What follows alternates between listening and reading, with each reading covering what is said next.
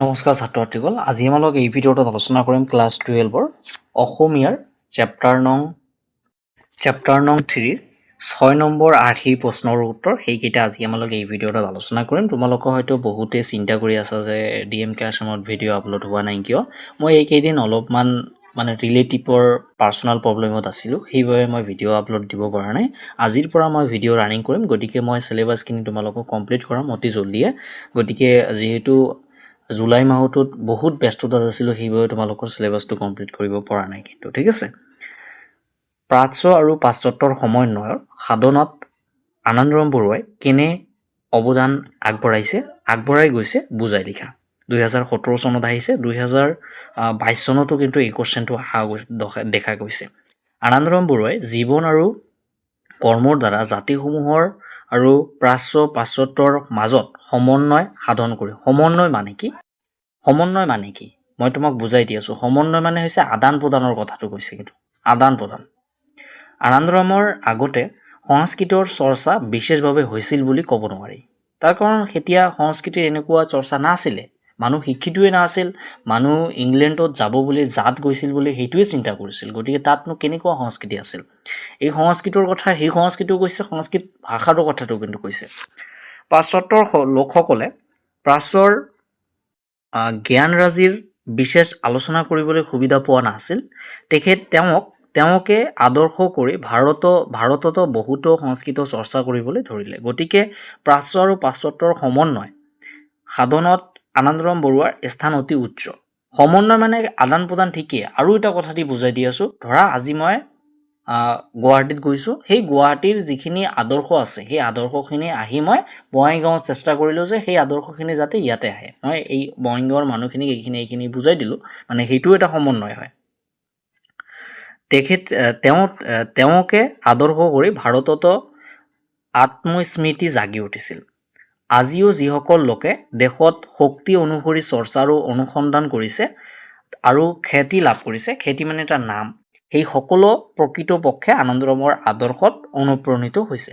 প্ৰসংগ সংগতি দৰ্শাই ব্যাখ্যা কৰা 100% কমন। মই তোমালোকক গেৰাণ্টি দিম এইটো আহিবই লাগিব যিকোনো এটা পৰীক্ষাত মানে নিশ্চয় বুজি পাইছা আগৰ ভিডিঅ'টো যদি মোৰ চাই কৰ্মই জীৱন আৰু কৰ্মহীনতাই প্ৰকৃত মৃত্যু স্বৰূপ।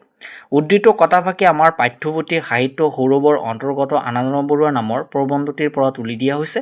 প্ৰবন্ধটিৰ লেখক উপেন্দ্ৰ চন্দ্ৰ লেখাৰুদেৱে আনন্দৰাম বৰুৱাৰ একান্ত কৰ্মনিষ্ঠতাৰ কথা প্ৰকাশ কৰিবলৈকে লেখকে কথাফাকিৰ অৱতাৰণা কৰিছে। আনন্দৰাম বৰুৱাৰ জীৱনৰ মূল মন্ত্ৰ আছিল কৰ্ম।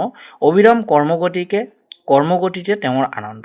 কামৰ বাবে তেওঁ প্ৰশংসা বা মান নিবিচাৰিছিল। বহুত মানুহ আছে ন যে কাম কৰে ঠিকেই, কামৰ বাবে তেওঁক নাম লাগে।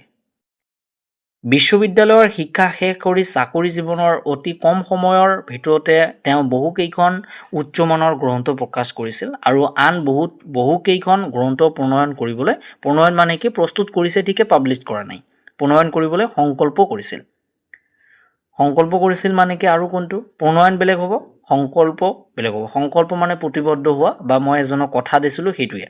আনন্দৰাম বৰুৱাৰ কাম আৰু সংকল্প দেখি জগত বিখ্যাত পণ্ডিত মেক্সকমোলাৰ দৰে লোকে বিস্মিত মানে কি অবাক হৈ গৈছিল।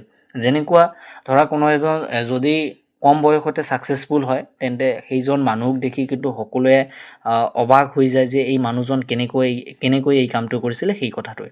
আনন্দৰাম বৰুৱাৰ মহৎ আদৰ্শৰাজি আৰু কেনেদৰে গ্ৰহণ কৰিব পাৰোঁ বুজাই লিখা।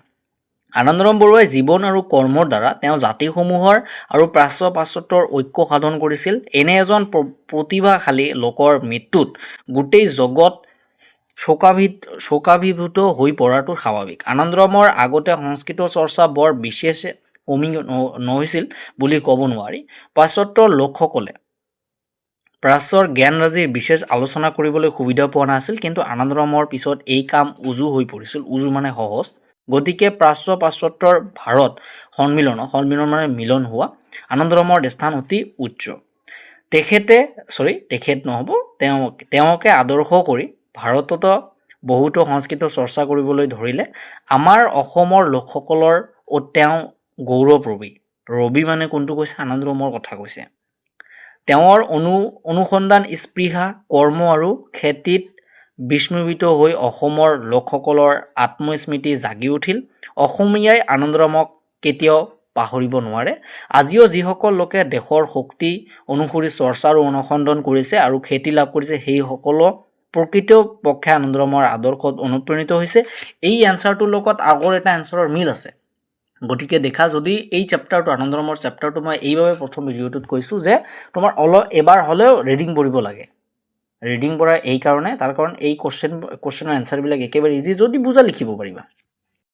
তেওঁৰ স্মৃতিত মন্দিৰ স্থাপন কৰি, তেওঁৰ স্মৃতিত গ্ৰন্থ আদি কৰি, অনুসন্ধান সমিতি আদিৰ সূত্ৰপাত কৰি আমি নিজকে উন্নতি পথত পৰিচালিত কৰিব পাৰোঁ আৰু মহৎ আদৰ্শৰ প্ৰতি শ্ৰদ্ধা দেখুৱাই আমাৰ নিজ মনোবৃত্তিৰ আৰু শিক্ষা সাধনৰ পৰিচয় দিব পাৰোঁ।